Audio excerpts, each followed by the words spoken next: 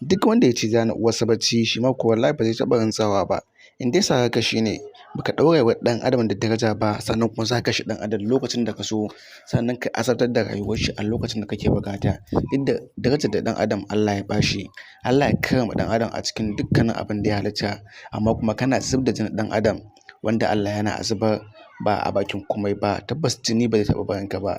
Daga ƙarshe dai ikakken ɗan ta'addan nan mai suna Kacalla Yola, sai dai sojojin Najeriya a yau ɗin nan bayan mun samu labari bayan wani mummunan hari da suka kai sun hallaka shi har zuwa lahira. Addu'a mu ita ce Allah ya ƙara nauyin ƙasa, sannan Allah ya sa ya girbi abin da ya shuka.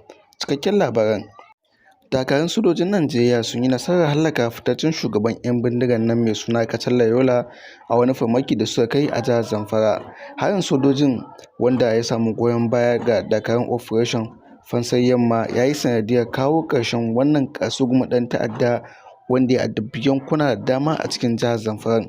Wannan abin jin daɗi ne, kuma sannan wannan abin farin ciki ne wanda za mu iya bayyana cewa Kacalla Yola na ɗaya daga cikin wanda ya addabi jihar Zamfara da sauran wasu yankuna a cikin arewacin Najeriya, wanda waɗannan mutane irin su ne suka kasance shugabanni a cikin wannan 'yan ta'addan, suke ba su umarni, sannan suke yin abubuwan da suke ganin cewa ba za a taɓa kawo ƙarshen su ba.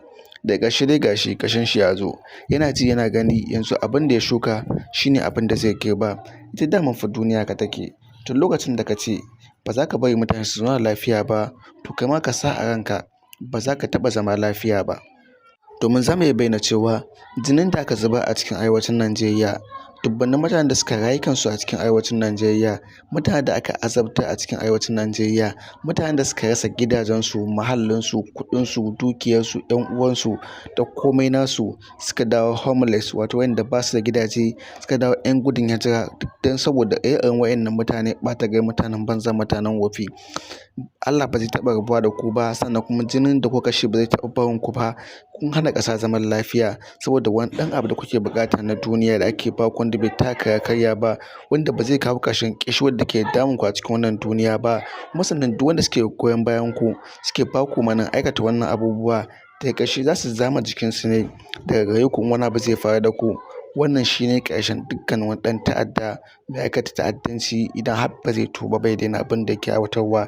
Mutuwar wulaƙanci zai, sannan kuma zai rayuwa ce ƙasƙantacciya, ga kuɗin da ka karɓa amma kuma rayuwar babu daɗi.